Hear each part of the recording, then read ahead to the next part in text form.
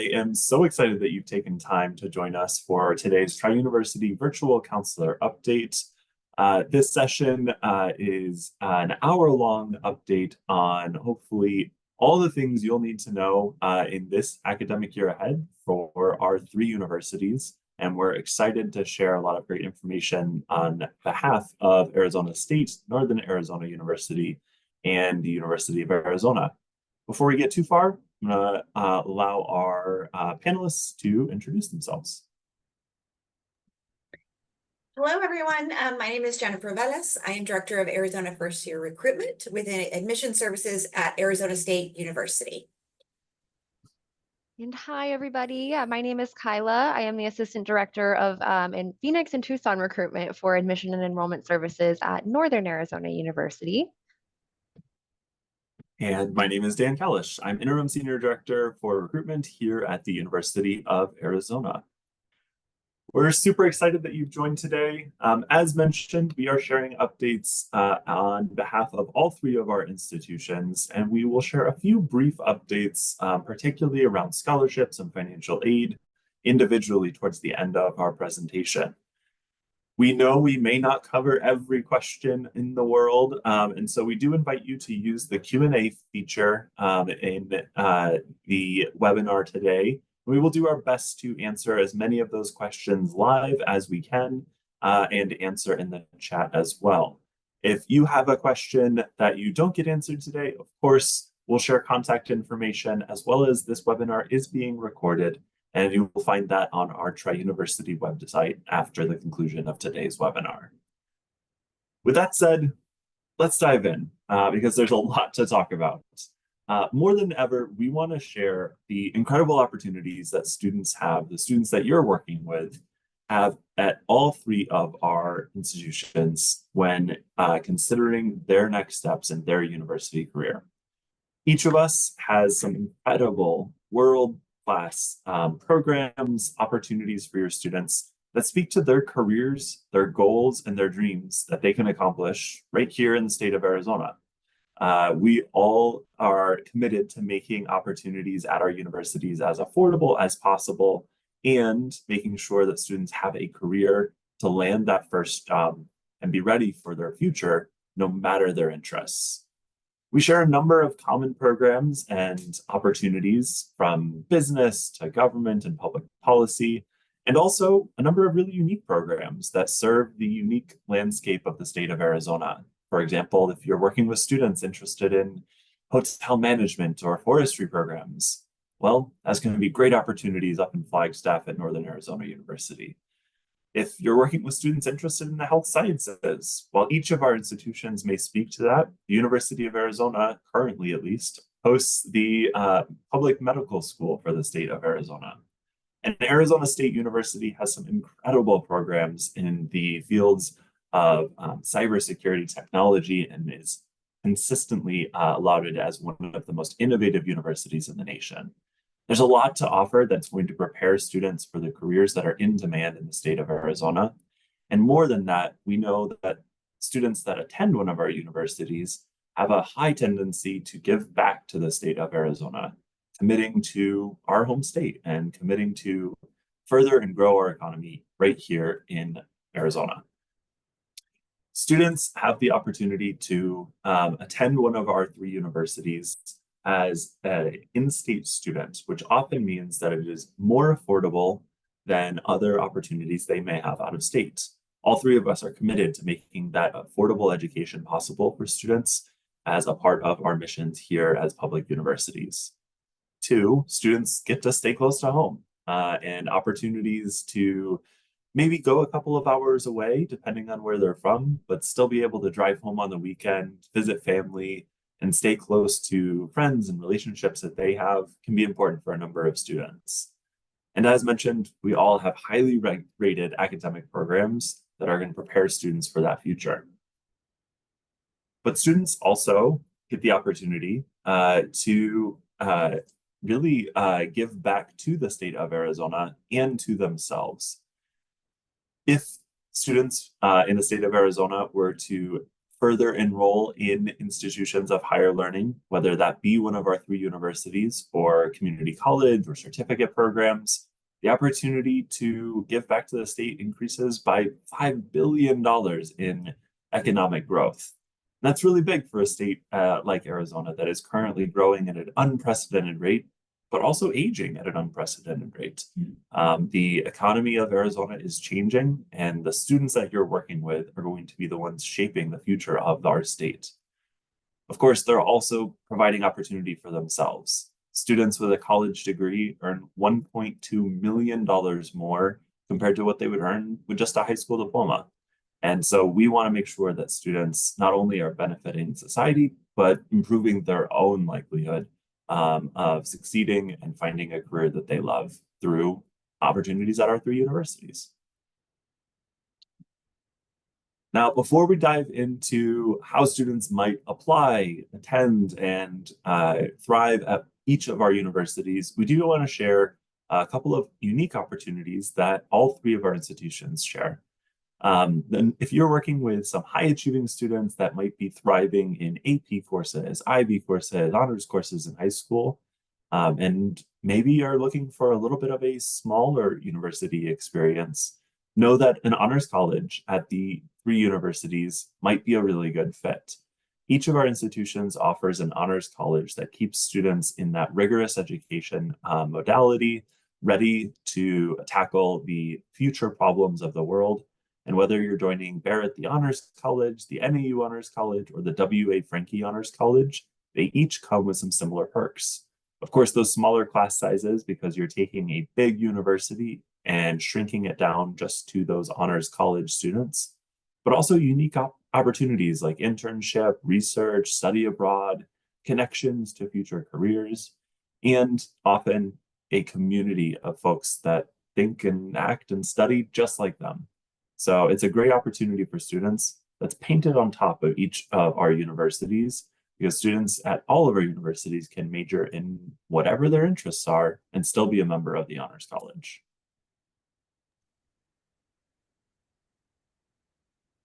All right, so something that you can really count on between all 3 public universities in the state is our consistency across many different avenues. But one of the biggest things you can count on with us are that we really try to keep our admissions process and our admission requirements as consistent as possible between all 3 of us. And what you are seeing here are our current specific requirements in terms of courses that we're looking for admission purposes at our universities. So all 3 of us share this commonality of specifically needing these core classes that students take in high school for entrance to our universities. So those core classes are their 4 years of English, 4 years of math, 3 years of lab science, 2 years of social science. One of them has to be their US history or American history course, 2 years of second language, and then a year of fine art or CTE. Something to note here, though, is that if you do have students who are applying to NAU in particular, we do not require those 2 years of second language at NAU. They are optional. So if a student has taken 2 years of second language and it helps to boost their overall GPA, we will take them. But if they do not, we will not take them and just use those 14 core classes instead. But just to kind of reiterate here, ASU and U of A, those 2 years of second language are required for entrance to our universities, or I'm sorry, to their universities. Next slide, please. Now, when it comes to these specific courses, we do know that all high schools offer different kinds of courses when it comes to things like English, math, lab science. Students are taking many different kinds of these courses in order to graduate and then also to apply to our universities. So we know that things change. We know that new courses are added each year, and maybe they need to potentially be reviewed by us in order for us to use them in that admissions process. So a great way to go ahead and check on what is currently approved by ABOR, who is the Arizona Board of Regents, is to go to this courseapproval.asu.edu website. So yes, it is an ASU website, but it is shared between all 3 of us to determine which courses we can use, again, in those admission evaluations.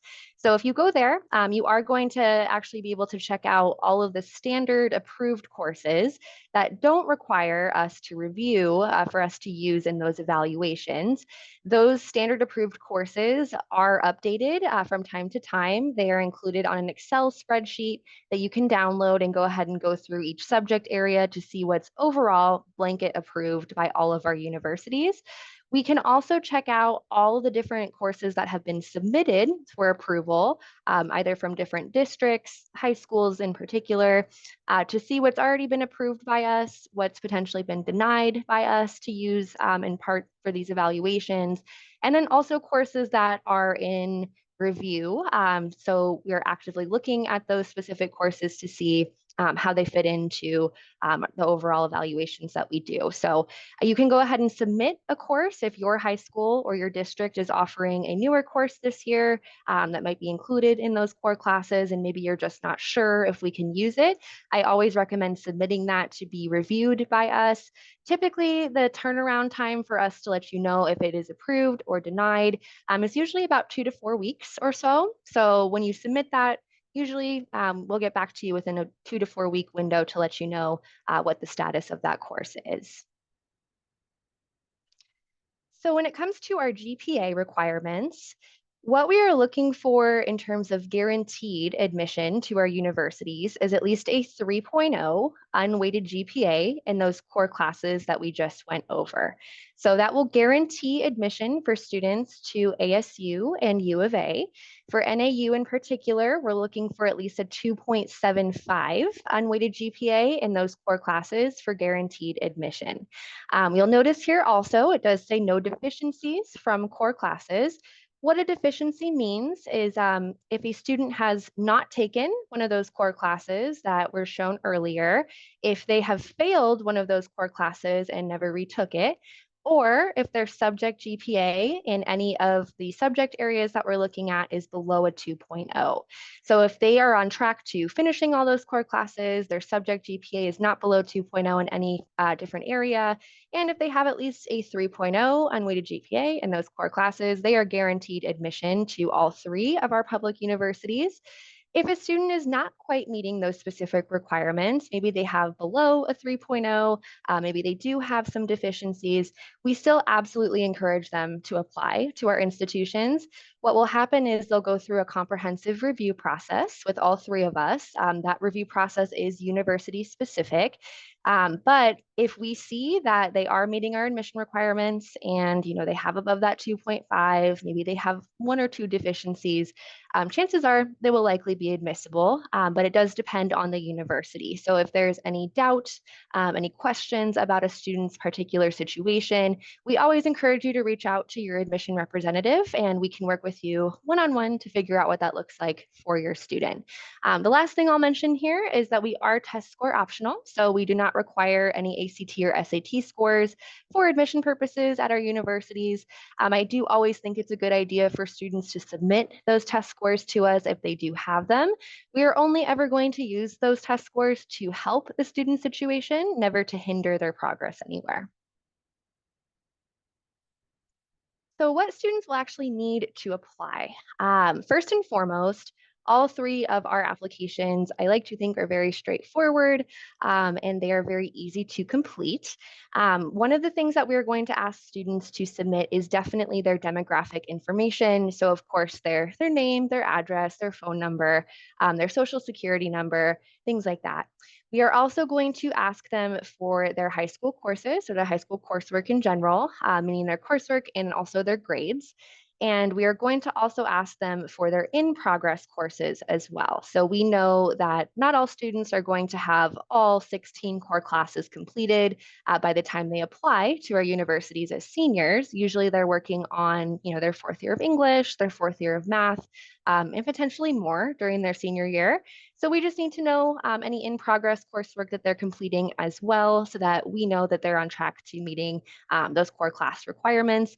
And then finally, we do all have application fees for our applications as well. And we're kind of going to go over what those fees look like on the next slide here.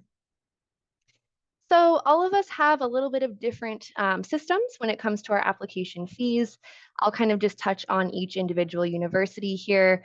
For ASU, I want you all to know that there is a fee waiver question that is included in the application itself. So when the student gets to the last part of the application, it will have them answer some questions about themselves. And then from there, the application will automatically determine if that student qualifies for an application fee waiver. For NAU, we do have a free application for all Arizona students. So if the student is being prompted to pay, I do recommend that you reach out to their rep to make sure that that is taken care of for them so that they are not paying that fee. And for the University of Arizona, it is exactly the same as ASU. So there is that specific fee waiver question that's embedded into the application that students will need to answer in order to determine if they qualify for that application fee waiver. Here's a question in the Q&A, Kyla, that might be of interest. So if a student is repeating a core class their senior year, is it recommended they submit the course as in progress or with their lower grade previously earned? That is a great question. I recommend submitting the course as in progress if it is a course that they are retaking, being that that course is technically in progress because they're in the midst of retaking it. So great question. I also, real quick note, would recommend that if a student has completed a retake of a course, they always include the course retake grade rather than the original grade because that is going to ultimately help their core GPA be as high as possible. We're always going to take the best grades that we possibly can for students in those situations. I think the other option in that scenario is also, although we hate for students to delay applying, but the other option would be to just wait until that course is completed, they have their final grade, and then report that final grade on their application. Absolutely. And again, if ever in doubt, reach out to your admission rep and we can give you some good advice from there. Now, when it comes to actually doing our application, as I mentioned, we are going to be looking at students' courses and grades that they've taken in high school.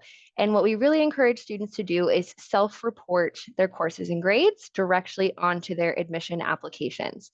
The reason for those is included here. So first and foremost, it's very quick and easy to do so. The student will just need a transcript in front of them just to make sure that all of the classes and grades that they enter into our applications are accurate. It is based on the honor system, and we will request their final high school transcript at the end of their senior year if they choose to attend any of our universities. And we will usually verify that coursework to make sure that it is accurate. Students also get a much quicker admission decision if they do self-report rather than sending us a transcript. They are still welcome to send us a transcript rather than self-reporting, but just know that if they do choose to send a transcript, it usually takes sometimes about 2 to 4 weeks to make sure that they get evaluated, we get their transcript processed, all of the things. So it's typically quicker to get an admission decision if they do self-report everything and everything looks good to go on our end.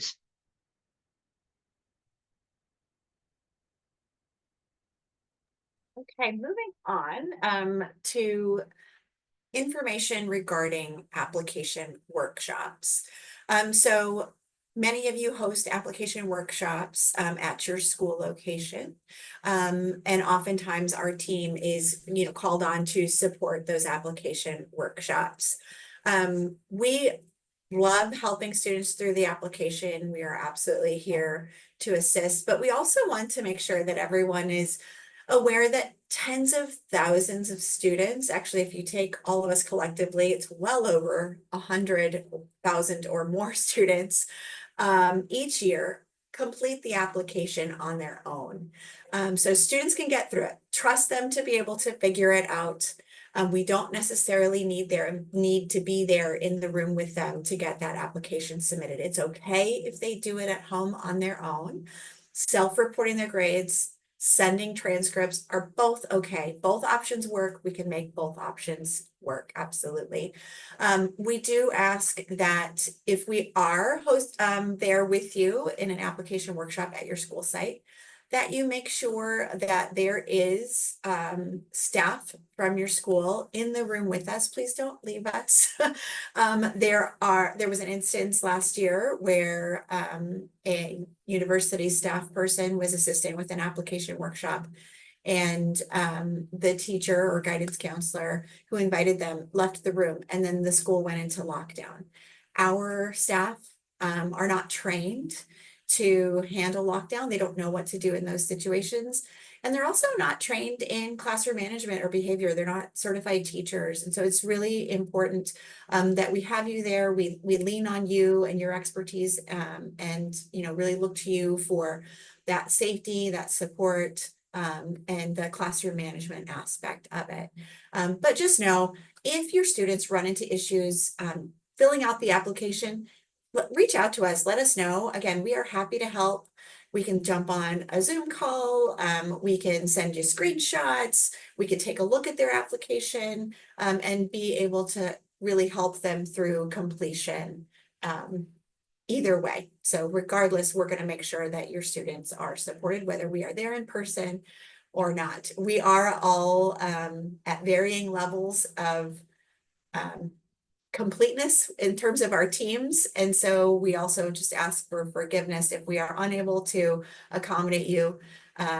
We are still going to be able to help your students one way or another.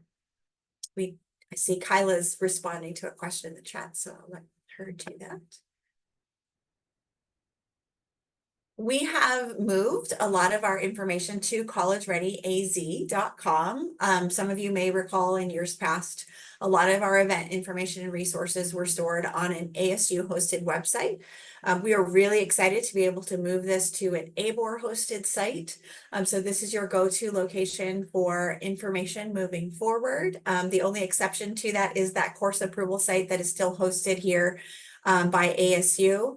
Just know that, it's going to take a little bit more effort, but we are also talking about that next phase will be to move that site onto the ABOR hosted site as well. So definitely bookmark that site. That's where you can see this recording and information about other upcoming events as well. Little bit about dual enrollment and concurrent enrollment. Students who take college coursework while in high school are always going to be considered first-year students as long as that coursework is completed while in high school. That means that students can take as much community college or college coursework as they want. They can get an associate's degree if they want while in high school. As long as they've done it prior to graduating, they are still considered first-year students. And if they're interested in seeing how those credits will transfer, encourage them to go to aztransfer.com. That's where they can see how those credits will be accepted at ASU, U of A, or the U of A. So please go ahead and use that as a resource for your students and share that with your students. Just keep in mind that any college coursework that's completed, we're going to need to see an official transcript for that before any credit is applied towards their major. So make sure that as students are completing that coursework, they are sending those transcripts and reaching out to that community college or other institution to have those transcripts sent to us. A little bit about early graduation and deferment. We are each going to review this information individually because there are some differences.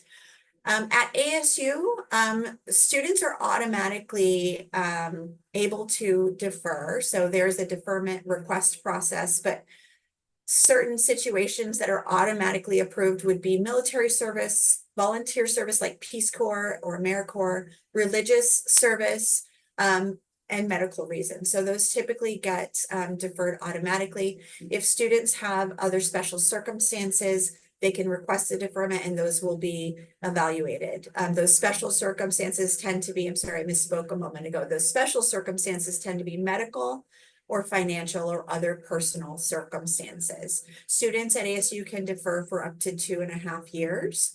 If they are provided or offered any kind of merit-based institutional aid, we can defer that aid as well. And that aid amount is locked in for the time that they were awarded, so at the time of admission. So whatever award they were offered at the time of admission is the award that will be reinstated when they return to ASU after that deferment period.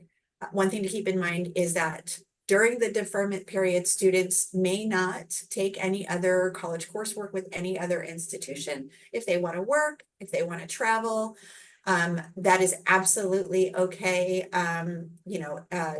As long as they have an approved deferment, they just cannot take coursework during that time.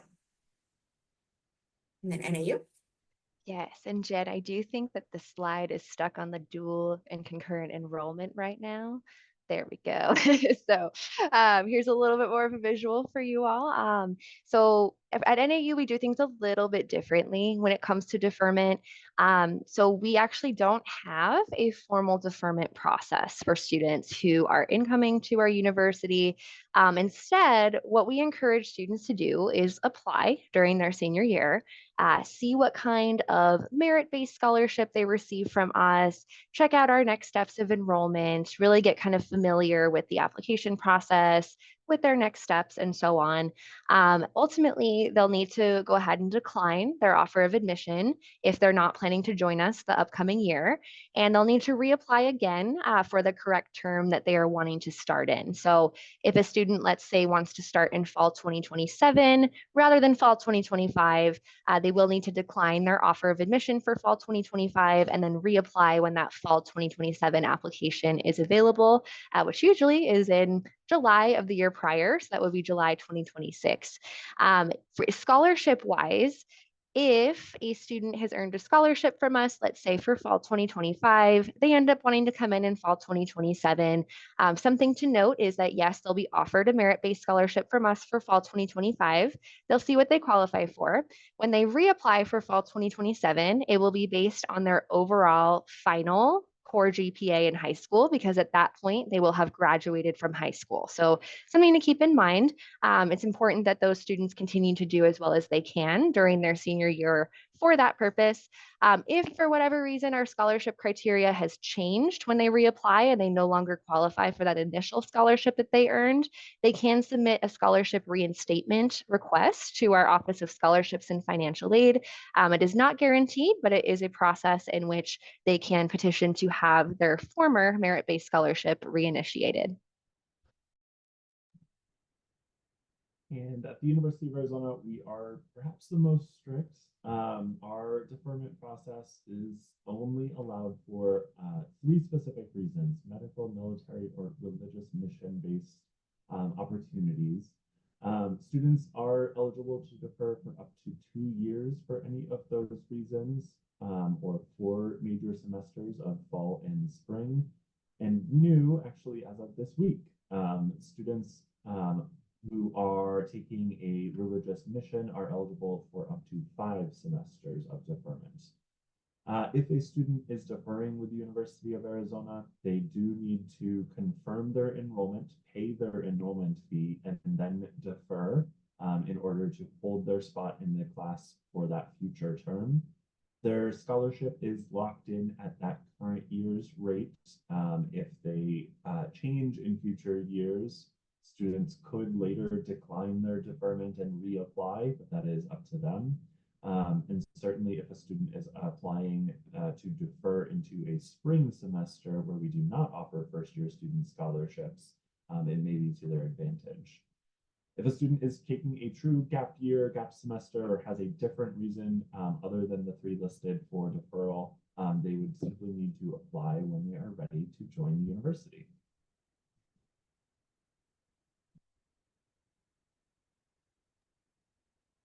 Okay, so we're going to transition into talking about some of the institutional merit-based awards that we offer. And we're going to kick it off with NAU. Yes, thank you. So what you're seeing on the screen now are all of our automatic academic awards for incoming first-year students from Arizona. So we are going to go back to what we talked about with those 14 or 16 core classes. That's what we call their unweighted core GPA. So their overall unweighted GPA in those core classes is what we are using for both their admission decision and then also for their merit-based scholarship opportunity. So every single student that is admitted to NAU will receive an automatic academic award from us. And here are the specific ranges of unweighted core GPA that we are looking at when it comes to those awards. So anything below a 3.0, we're looking at $2,500 per year for all 4 years. That's the Opportunity Scholarship. 3.0 to 3.39, that will get the student $5,000 per year for all 4 years with the Dean's Award. 3.4 to 3.49 will get them $6,500 for all 4 years with the Dean's with Distinction Award. 3.5 to 3.74 will get them $9,000 per year with the President's Award for all 4 years. And then finally, we do have the Lumberjack Scholarship, which is a full tuition scholarship for the student's first year. It is then locked in at that rate for the following 3 years after that. And that is at least a 3.75 unweighted GPA in those core classes or above, all the way up to 4.0. For us, we do encourage students to accept their offer of admission to confirm their scholarship offer by May 1st of their senior year. So for this year's senior class, that would be May 1st of 2025. Right. And then here at Arizona State, we take into account a lot of factors or a few factors beyond just unweighted GPA. We look at the core unweighted GPA in the 16 competencies, but we also consider class rank and the number of competencies completed, as well as ACT or SAT score. So as Kyla mentioned earlier, those are not required for admission. However, at ASU, we will look at them and factor those into the merit award. And we will also reevaluate merit based on an updated test score. So students can retake those tests. As long as we have those by May 1st, we will continue to reevaluate based on a new updated test score. We do have something called a scholarship estimator. So students can go to that URL. They can enter in their 16 core classes. They can enter in that unweighted core GPA and any test scores they have.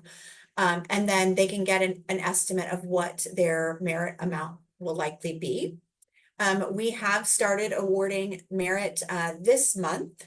So students should see those notifications in the next couple of weeks. So for your students who have already applied and been admitted, those merit award notifications should start going out in the next couple of weeks.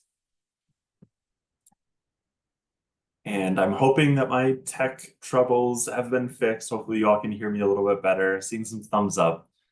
So wanted to share the University of Arizona's in-state Wildcat Tuition Award opportunities, the Wildcat Distinction and Wildcat Excellence Award, which, as you've been hearing, are based on those core 16 GPA through the student's sixth semester. Students are automatically reviewed for these scholarships at the time of application, and if they've already been admitted, they've already been notified of these opportunities. And so many of your students have likely already heard back about their offer. And then further, we wanted to share a little bit more about some need-based opportunities at the institutions. And so we're going to share first about the Arizona Promise program, which is a program that all 3 of our institutions share and is state mandated. Hopefully many of you are already familiar with the Arizona Promise program, which is a last dollar program for students who are Pell eligible in the state of Arizona. Students are eligible to receive the Arizona Promise program if they are an Arizona resident, graduate from an Arizona high school with at least a 2.5 core unweighted 6th semester GPA in those course competencies, submit a FAFSA in order to discover that they are Pell eligible, and any amount of Pell eligibility will qualify them for this, as long as they submit that FAFSA and have a complete application on file by April 1st. Students must be admitted and then further enrolled to receive this, but it is a program that will follow them for all 4 years so long as they maintain eligibility requirements and file that FAFSA each and every year. This program does cover tuition and mandatory fees and program fees at each of our institutions, but it is a last dollar program. So if students are receiving other scholarships, merit aid, or other forms of institutional aid, if that goes beyond the cost of tuition and fees, they may not see Arizona Promise program when their financial aid offer comes out later in the spring. And that's normal, that's okay. Even though they qualified, they may have other monies that come in first. However, if circumstances change and they later have a gap in their tuition and fees and still qualify for the Arizona Promise program, it can kick in future semesters or years.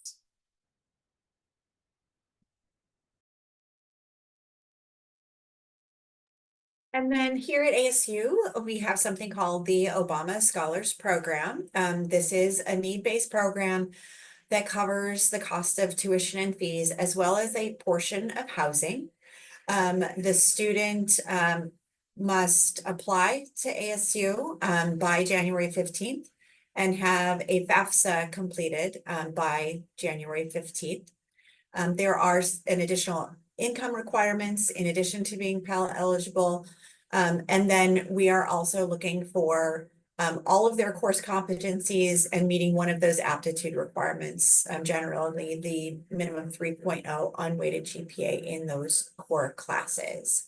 Again, this covers tuition, fees, and a portion of housing. So this is an opportunity for students who may not live in the Phoenix area to have a portion of their housing covered.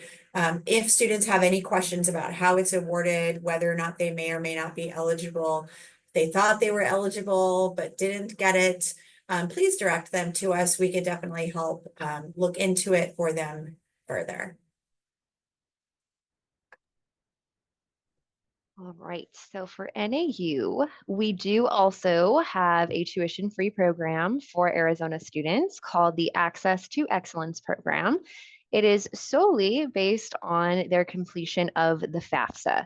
So of course, students do need to be admitted to NAU to be considered for this program, but the way that they are considered for the program is really through the information that's included on their FAFSA when we receive it. So really, like, here's the requirements that we're looking at. They have to be an Arizona resident, of course. Their verified household income as demonstrated on their FAFSA does need to be under 65,000 or 65,000 or below. They do have to be attending one of our Flagstaff or statewide campuses that are offered across the state. Students who are both first-year students and transfer students can qualify for this program as well. If any students are applying to NAU and they are enrolled in any of Arizona's 22 federally recognized tribes, this program will automatically apply to them. There is no specific income requirement for that. Students may need to submit additional documentation such as a CIB or a tribal ID card to confirm that they are enrolled in those tribes, but that's really all we're really needing is their FAFSA completion and one of those two documents in order to ensure that their tuition is covered from year to year. We do cover the tuition first and foremost with their merit-based scholarship that we just talked about. And then anything that is left over from there, if there's any sort of gap, we include things like a university grant, a federal Pell Grant, or even that AZ Promise grant that we just talked about earlier as well. So everybody who qualifies for this program, their financial aid packages look a little bit different from each other depending on their scholarship, their aid, their need, all of the things. So if you are ever in doubt, as Jen mentioned, reach out to us and we will absolutely help you kind of figure out what that looks like for your students. And then I'm happy and excited to share that all three of us use Scholarship Universe. Scholarship Universe is a portal that allows students to set up a profile, answer some questions, and then it will match students to any scholarships in that database that they are eligible for. And then they will also get updates. So if a new scholarship is posted that they meet the requirements for, they'll get a notification about that as well. So students can be assured that they are getting access to as many scholarships as possible and have the opportunity to apply to as many as possible. At ASU, our Scholarship Universe portal launched on October 1st. So any student who has applied to ASU and has an ASU right, so basically they have their ASU login, they are able to go ahead and log in and see what scholarships are in that scholarship portal. They cannot act on any of those things until they are admitted. So admitted students can go in and start applying for scholarships right away. And then U of A and NAU, do you want to add anything about that one? Okay, very good. As we kind of wrap up and get ready to open things up for questions, I just wanted to make sure that everyone is aware of RMACAC and encourage everyone to join. As guidance counselors or high school counselors in public institutions, you do get membership for free and then reduced rates for a lot of the RMACAC events. They host an annual conference.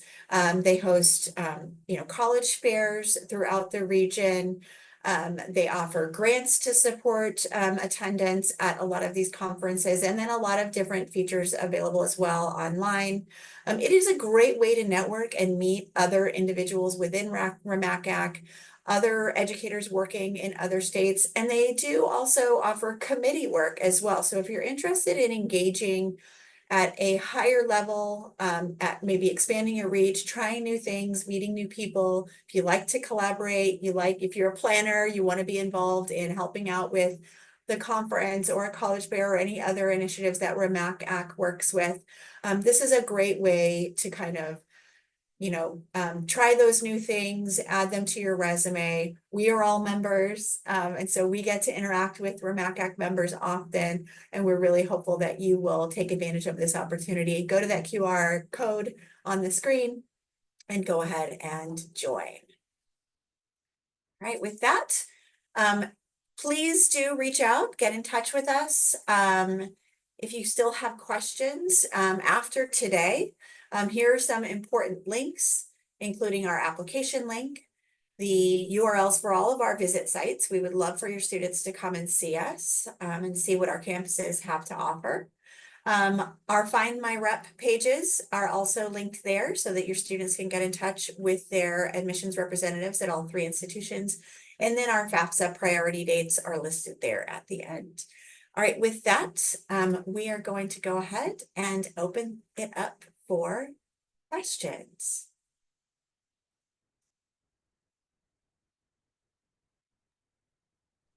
Feel free to use the Q&A feature to add your questions.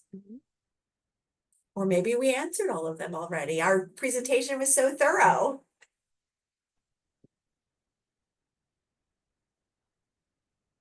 Well, seeing none coming in, we'll give a moment for folks to finish typing any thoughts they may have. Of course, as Jen was mentioning, you can reach out to your representative or any of us at any time with questions. The Find Your Rep link is a great place to start, but of course you can reach out directly to each of us and we can either answer your question or get you directed to the right person. We are truly appreciative of you joining today and of your partnership throughout the year, and are excited to continue partnering and working with you to admit the class of fall of 2025.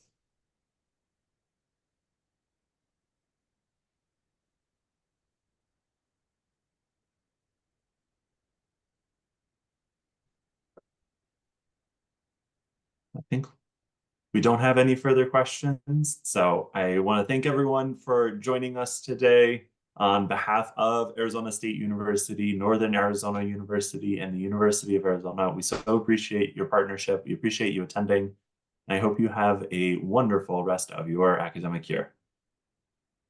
Thank you, everyone.